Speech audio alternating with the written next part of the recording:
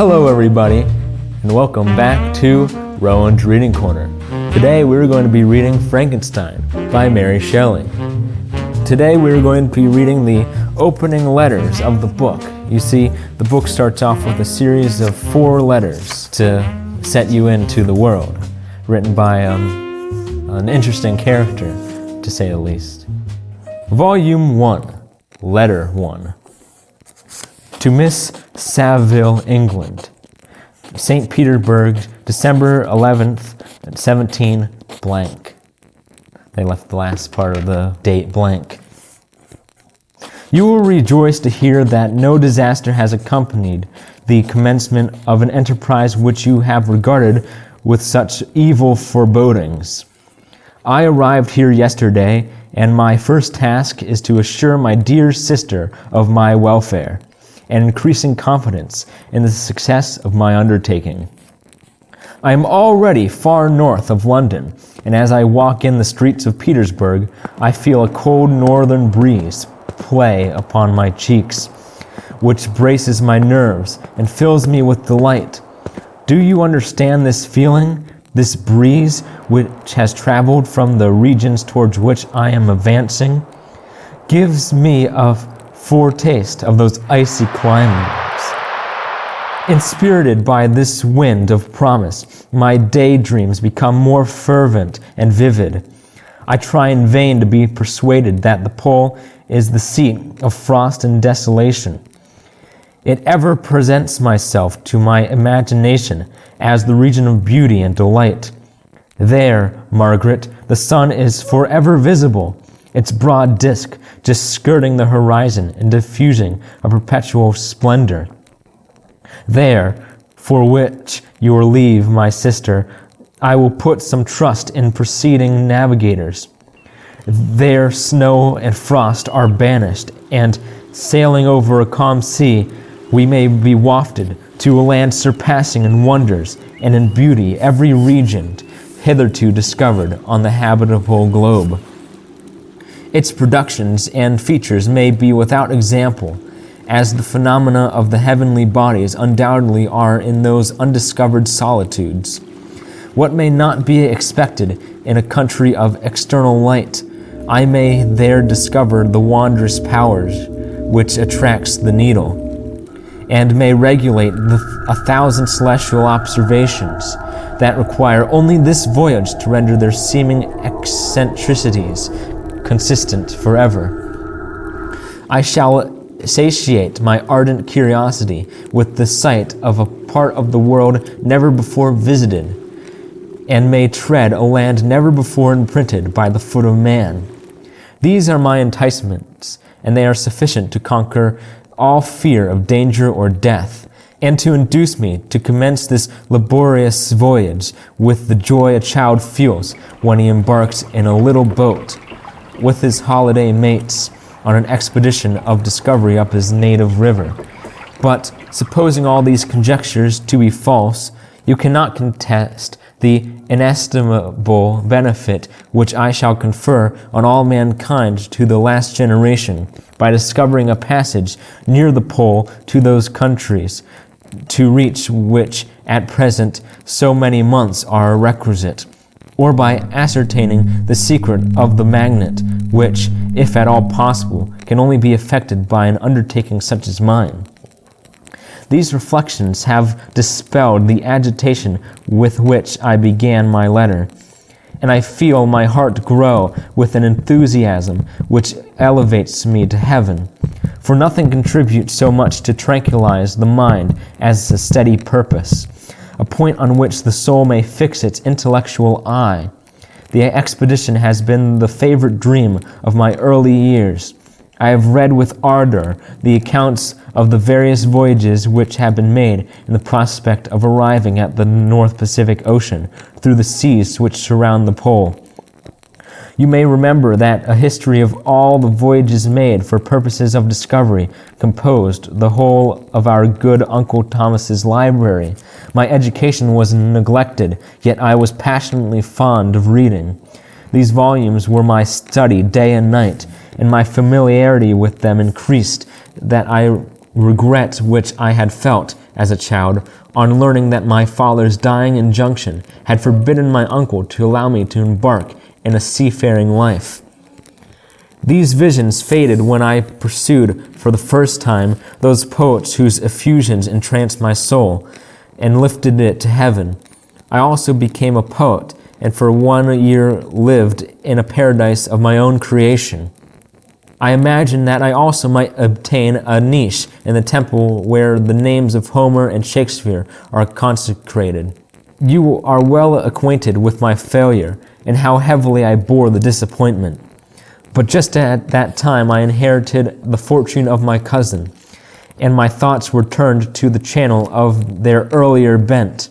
6 years have passed since I resolved on my present undertaking. I can, even now, remember the hour from which I dedicated myself to this great enterprise. I commenced by inuring my body to hardship. I accompanied the whale fishers on several expeditions to the North Sea. I voluntarily endured cold, famine, thirst, and want of sleep. I often worked harder than the common sailors during the day, and devoted my nights to the study of mathematics, the theory of medicine, and those branches of physical science from which a naval adventurer might derive the greatest practical advantage. Twice I actually hired myself as an undermate in a Greenland whaler, and acquitted myself to admiration. I must own I felt a little proud when my captain offered me the second dignity in the vessel, and entreated me to remain with the greatest earnestness, so valuable did he consider my services. And now, dear Margaret, do I not deserve to accomplish some great purpose? My life might have been passed at ease and luxury, but I preferred glory to every enticement that wealth placed in my path. Oh, that some encouraging voice would answer in the affirmative. My courage and my resolution is firm, but my hopes fluctuate and my spirits are often depressed. I am about to proceed on a long and difficult voyage, the emergencies of which I will demand all my fortitude. I am required not only to raise the spirits of others, but sometimes to sustain my own when theirs are fallen. This is the most favorable period for traveling in Russia. They fly quickly over the snow in their sledges. The motion is pleasant and, in my opinion, far more agreeable than that of an old English stagecoach. The cold is not excessive if you are wrapped in furs, a dress which I have already adopted, for there is a great difference between walking the deck and remaining seated motionless for hours, when no exercise prevents the blood from actually freezing in your veins. I have no ambition to lose my life on the post road between St. Petersburg and Archangel. I shall depart for the latter town in a fortnight or 3 weeks, and my intention is to hire a ship there, which can easily be done by paying the insurance for the owner, and to engage as many sailors as I think necessary among those who are accustomed to whale fishing. I do not intend to sail until the month of June, and when shall I return? Ah, dear sister, how can I answer this question? If I succeed, many, many months, perhaps years, will pass before you and I may meet. If I fail, you will see me again soon, or never. Farewell, my dear, excellent Margaret. Heaven shower down blessings on you, and save me, for that I may again and again testify my gratitude for all your love and kindness. Your affectionate brother, R. Walton. Letter 2. To Miss Saville, England.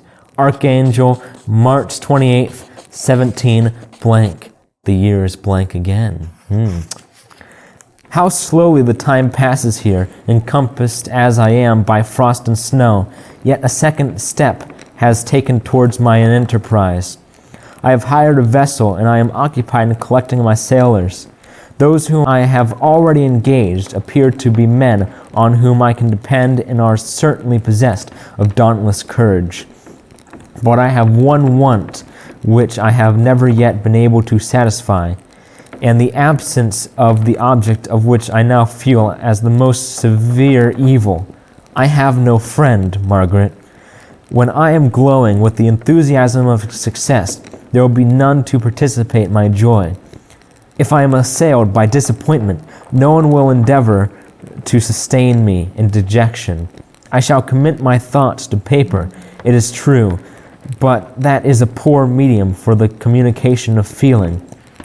I desire the company of a man who could sympathize with me, whose eyes would reply to mine. You may deem me romantic, my dear sister, but I bitterly feel the want of a friend. I have no one near me, gentle yet courageous, possessed of a cultivated as well as a capacious mind, whose tastes are like my own, to approve or amend my plans. How would such a friend repair the faults of your poor brother? I am too ardent in execution and too impatient of difficulties.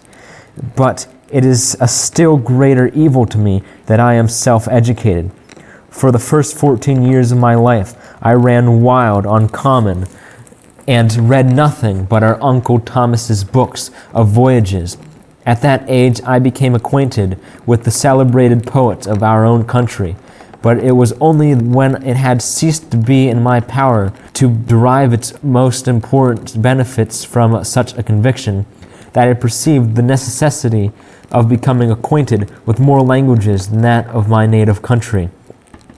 Now I am 28 and am in reality more illiterate than many schoolboys of 15. It is true that I have thought more, and that my daydreams are more extended and magnificent, but they want, as the painters call it, keeping. And I greatly need a friend who would have sense enough not to despise me as romantic, and affection enough for me to endeavor to regulate my mind. Well, these are useless complaints. I shall certainly find no friend on the wide ocean, nor even here an archangel, among merchants and seamen. Yet some feelings, unallied to the dross of human nature, beat even these rugged bosoms. My lieutenant, for instance, is a man of wonderful courage and enterprise. He is madly desirous of glory, or rather, to word my phrase more characteristically, of advancement in his profession. He is an Englishman, and in the midst of national and professional prejudices, unsoftened by cultivation, retains some of the noblest endowments of humanity. I first became acquainted with him on board a whale vessel. Finding that he was unemployed in the city, I easily engaged him to assist my enterprise. The master is a person of excellent disposition, and is remarkable in the ship for his gentleness and the mildness of his discipline. This circumstance, added to his well-known integrity and dauntless courage, made me very desirous to engage him. A youth passed in solitude, my best years spent under your gentle and feminine fosterage, has so refined the groundwork of my character that I cannot overcome an intense distaste to the usual brutality exercised on board ship. I have never believed it to be necessary, and when I heard of a mariner equally noted for his kindliness of heart and the respect and obedience paid to him by his crew, I felt myself particularly fortunate in being able to secure his services. I heard of him first in rather a romantic manner, from a lady who owes to him the happiness of her life. This, briefly in his story, some years ago he loved a young Russian lady of moderate fortune, and having amassed a considerable sum in prize money, the father of the girl consented to the match. He saw his mistress once before the destined ceremony, but she was bathed in tears, and throwing herself at his feet, entreated him to spare her, confessing at the same time that she loved another, but that he was poor, and that her father would never consent to the union. My generous friend reassured the suppliant, and on being informed of the name of her lover, instantly abandoned his pursuit. He had already bought a farm with his money, on which he had designed to pass the remainder of his life, but he bestowed the whole on his rival, together with the remains of his prize money, to purchase stock, and then himself solicited the young woman's father to consent to her marriage with her lover. But the old man decidedly refused, thinking himself bound in honor to my friend, who, when he found the father inexorable, quitted his country, nor returned until he heard that his former mistress was married according to her inclinations. What a noble fellow, you will exclaim. He is so, but then he is wholly uneducated. He is as silent as a Turk, and a kind of ignorant carelessness attends him, which, while it renders his conduct the more astonishing, detracts from the interest and sympathy which otherwise he would command. Yet do not suppose, because I complain a little, or because I can conceive a consolidation for my toils, which I may never know, that I am wavering in my resolutions. Those are as fixed as fate, and my voyage is only now delayed until the weather shall permit my embarkation. The winter has been dreadfully severe, but the spring promises well, and it is considered as remarkably early season, so that perhaps I may sail sooner than I expected. I shall do nothing rashly. You know me sufficiently to confide in my prudence and considerateness when the safety of others is committed to my care. I cannot desire to you my sensations on the near prospect of my undertaking. It is impossible to communicate to you a conception of the trembling sensation, half pleasurable and half fearful, with which I am preparing to depart. I am going to unexplored regions, to the land of mist and snow, but I shall kill no albatross. Therefore do not be alarmed for my safety, or if I should come back to you as worn and woeful as the ancient mariner, you will smile at my illusion, but I will disclose a secret. I have often attributed my attachment to, my passionate enthusiasm for, the dangerous mysteries of the ocean, to the production of the most imaginative of modern poets.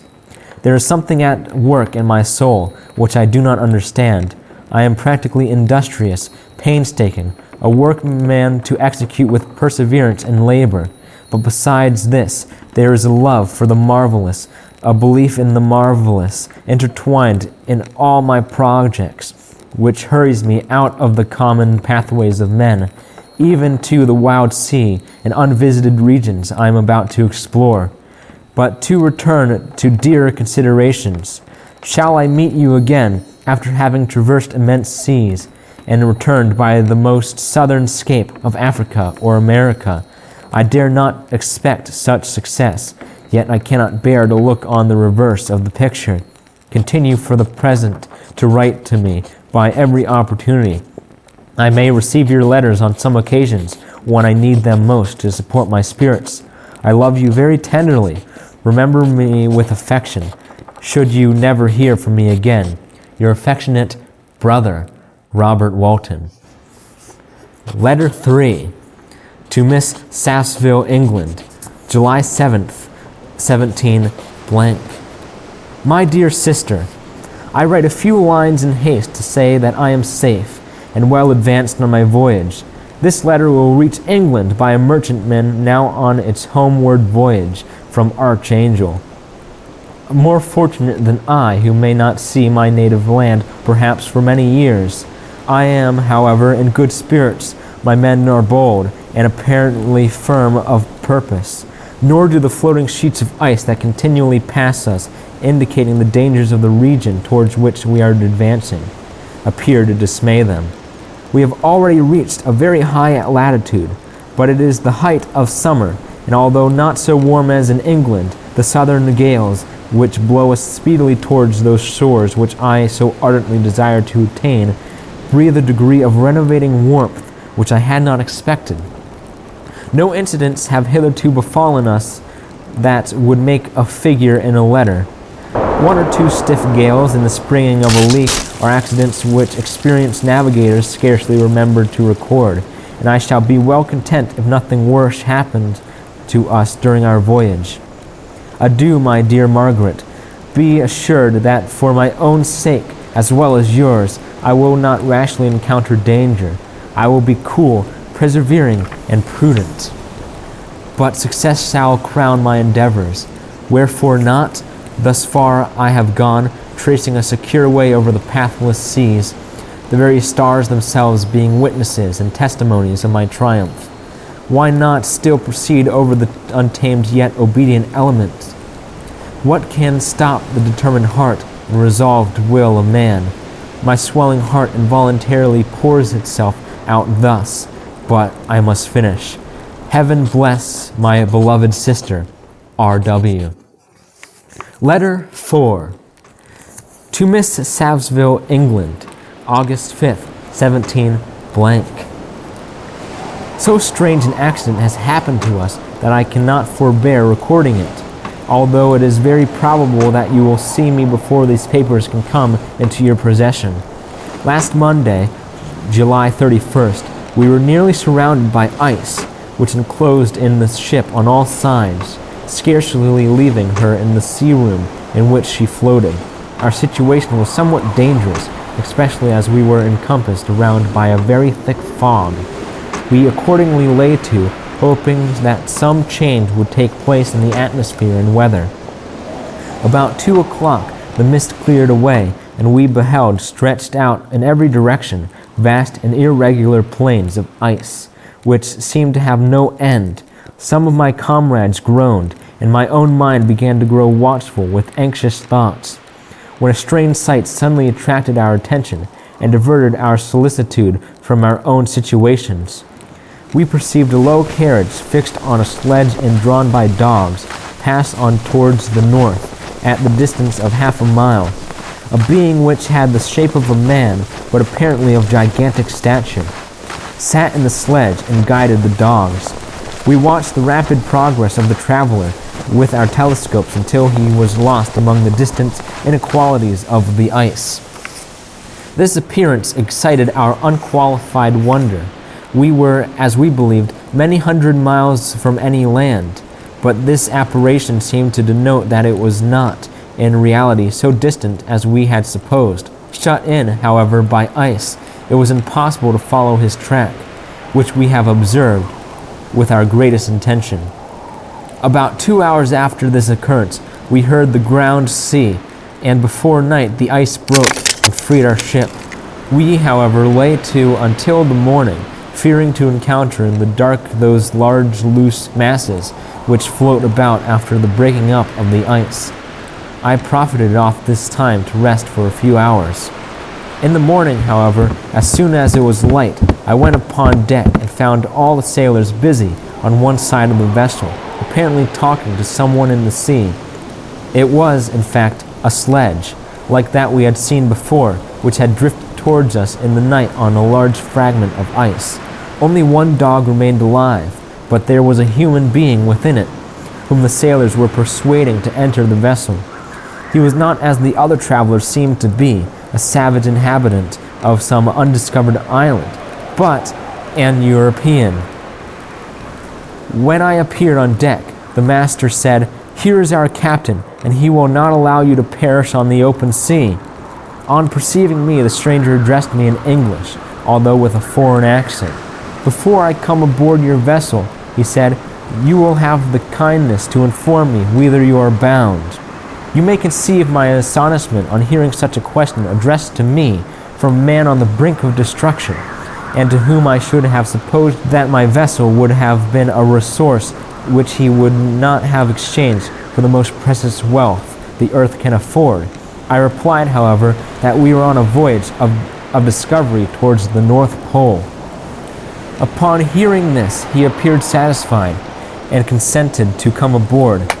Good God, Margaret, if you had seen the man who thus capitulated for his safety, your surprise would have been boundless. His limbs were nearly frozen, and his body dreadfully emaciated by fatigue and suffering. I never saw a man in so wretched a condition. We attempted to carry him into the cabin, but as soon as he had quitted the fresh air, he fainted. We accordingly brought him back to the deck, and restored him to animation by rubbing him with brandy and forcing him to swallow a small quantity. As soon as he showed signs of life, we wrapped him up in blankets and placed him near the chimney of the kitchen stove. By slow degrees he recovered, and ate a little soup which restored him wonderfully. 2 days passed in this manner before he was able to speak, and I often feared that his sufferings had deprived him of understanding. When he had in some measure recovered, I removed him to my own cabin, and attended to him as much as my duty would permit. I never saw a more interesting creature. His eyes, have generally an expression of wildness and even madness, but there are moments when, if anyone performs an act of kindness towards him, or does him any the most trifling service, his whole countenance is lightened up, as it were, with a beam of benevolence and sweetness that I never saw equaled. But he is generally melancholy and despairing, and sometimes he gnashes his teeth, as if impatient of the weight of woes that oppresses him. When my guest was a little recovered, I had great trouble to keep off the men who wished to ask him 1,000 questions, but I would not allow him to be tormented by their idle curiosity, in a state of body and mind whose restoration evidently depended upon entire repose. Once, however, the lieutenant asked why he had come so far upon the ice in so strange a vehicle. His countenance instantly assumed an aspect of the deepest gloom, and he replied, "To seek one who fled from me." "And did the man whom you pursued travel in the same fashion?" "Yes." "Then I fancy we have seen him, for the day before we picked you up, we saw some dogs drawing a sledge with a man in it across the ice." This aroused the stranger's attention, and he asked a multitude of questions concerning the route which this Damon, as he called him, had pursued. Soon after, when he was alone with me, he said, "I have doubtless excited your curiosity, as well as that of these good people, but you are too considerate to make inquiries." "Certainly, it would indeed be very impertinent and inhuman in me to trouble you with any inquisitiveness of mine. And yet you rescued me from a strange and perilous situation. You have benevolently restored me to life." Soon after this, he inquired if I thought that the breaking up of the ice had destroyed the other sledge. I replied that I could not answer with any degree of certainty, for the ice had not broken until near midnight, and the traveler might have arrived at a place of safety before that time. But of this I could not judge. From this time, a new spirit of life animated the decaying frame of the stranger. He manifested the greatest eagerness to be upon deck, to watch for the sledge which had before appeared, but I have persuaded him to remain in the cabin, for he is far too weak to sustain the rawness of the atmosphere. I have promised that someone should watch for him and give him instant notice if any new object should appear in sight. Such is my journal of what relates to the strange occurrence upon to the present day. The stranger has gradually improved in health, but is very silent, and appears uneasy when anyone except myself enters the cabin. Yet his manners are so conciliating and gentle that the sailors are all interested in him, although they have had very little communication with him. For my own part, I begin to love him as a brother, and his constant and deep grief fills me with sympathy and compassion. He must have been a noble creature in his better days, being even now in wreck, so attractive and amiable, and said in one of my letters, my dear Margaret, that I should find no friends on the wide ocean, yet I have found a man who, before his spirit had been broken by misery, I should have been happy to have possessed as the brother of my heart. I shall continue my journal concerning the stranger at intervals, should I have any fresh incidents to record. August 13th, 17 blank. My affection for my guest increases every day. He excites at once my admiration and my pity to astonishing degree. How can I see so noble a creature destroyed by misery without feeling the most poignant grief? He is so gentle, yet so wise. His mind is so cultivated, and when he speaks, although his words are cold with the choicest art, yet they flow with the rapidity and unparalleled eloquence. He is now much recovered from his illness, and is continually on the deck, apparently watching for the sledge that preceded his own. Yet although unhappy, he is not so utterly occupied by his own misery, but that he interests himself so deeply in the projects of others. He has frequently conversed with me on mine, which I have communicated to him without disguise. He entered attentively into all my arguments in favor of my eventual success, and into every minute detail of the measures I had taken to secure it. I was easily led by the sympathy in which he evinced, to use the language of my heart, to give utterance to the burning ardor of my soul, and to say with all the fervor that warmed me, how gladly I would sacrifice my fortune, my existence, my every hope to the furtherance of my enterprise. One man's life or death were but a small price to pay for the acquirement of the knowledge which I sought, for the domination I should require and transmit over the elemental foes of our race. As I spoke, a dark gloom spread over my listener's countenance. At first, I perceived that he tried to suppress his emotion. He placed his hands before my eyes, and my voice quivered and failed me as I beheld tears trickle fast from between his fingers. A groan burst from his heaving breast. I paused. At length he spoke, in broken accents. "Unhappy man, do you share my madness? Have you drunk also the intoxicating draught? Hear me, let me reveal my tale, and you will dash the cup from your lips." Such words, you may imagine, strongly excited my curiosity, but the paroxysm of grief that had seized the stranger overcame his weakened powers, and many hours of repose and tranquil conversation were necessary to restore his composure. Having conquered the violence of his feelings, he appeared to despise himself for being the slave of passion, and quelled the dark tyranny of despair. He led me again to converse concerning myself personally. He asked me the history of my earlier years. The tale was quickly told, but it awakened various trains of reflection.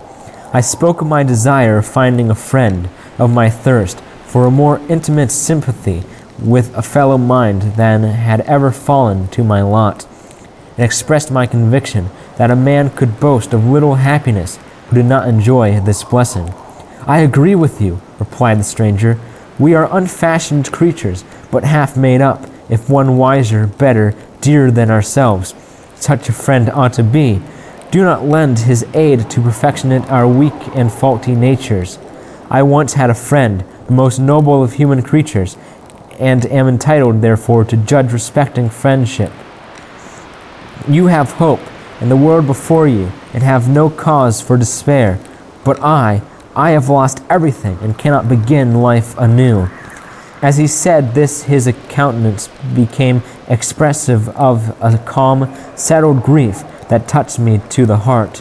But he was silent, and presently retired to his cabin. Even broken in spirit as he is, no one can feel more deeply than he does the beauties of nature. The starry sky, the sea, and every sight afforded by these wonderful regions seems still to have the power of elevating his soul from earth. Such a man has a double existence.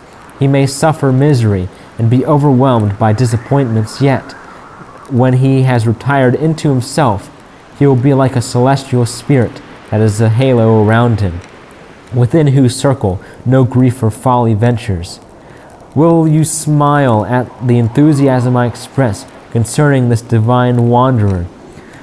You would not, if you saw him. You have been tutored and refined by books and retirement from the world, and therefore you are somewhat fastidious.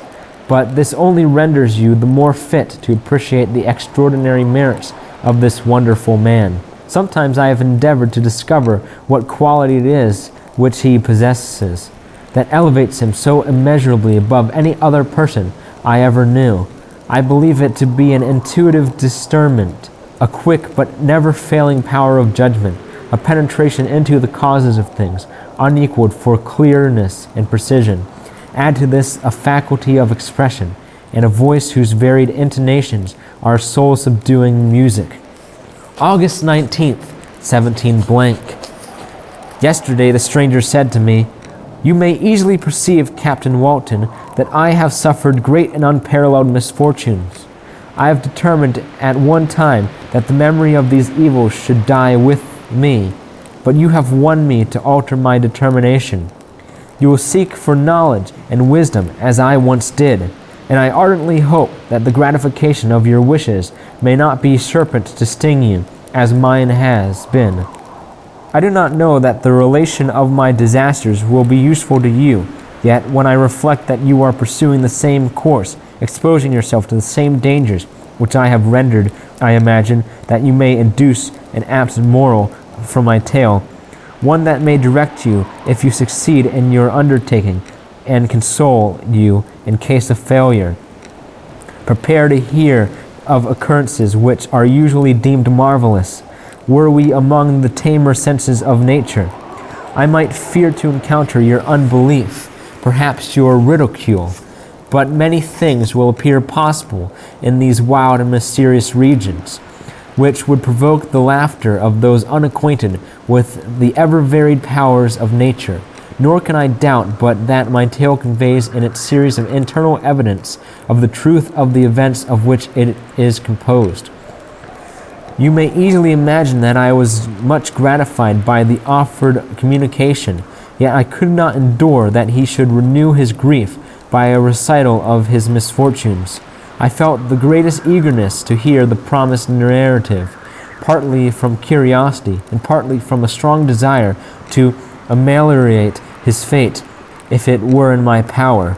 I expressed these feelings in my answer. "I thank you," he replied, "for your sympathy, but it is useless. My fate is nearly fulfilled. I wait but for one event, and then I shall repose in peace. I understand your feeling," continued he, perceiving that I wished to interrupt him. "But you are mistaken, my friend. If thus you will allow me to name you, nothing can alter my destiny. Listen to my history, and you will perceive how irrevocably it is determined." He then told me that he would commence his narrative the next day, when I should be at leisure. This promise drew me from the warmest thanks. I have resolved every night, when I am not imperatively occupied by my duties, to record, as nearly as possible in his words, what he has related during the day. If I should be engaged, I will at least make notes. This manuscript will doubtless afford you the great pleasure. But to me, who know him and who hear it from his own lips, with what interest and sympathy shall I read it in some future day? Even now, as I commence my task, his full-toned voice swells in my ears. His lustrous eyes dwell on me with all their melancholy sweetness. I see his thin hand raised in animation, while the lineaments of his face are irradiated by the soul within. Strange and harrowing must be his story, frightful the storms which embraced the gallant vessel on its course and wrecked it thus. That was the prologue to Frankenstein by Mary Shelley. Thank you for listening to this episode of Rowen's Reading Corner. Goodbye.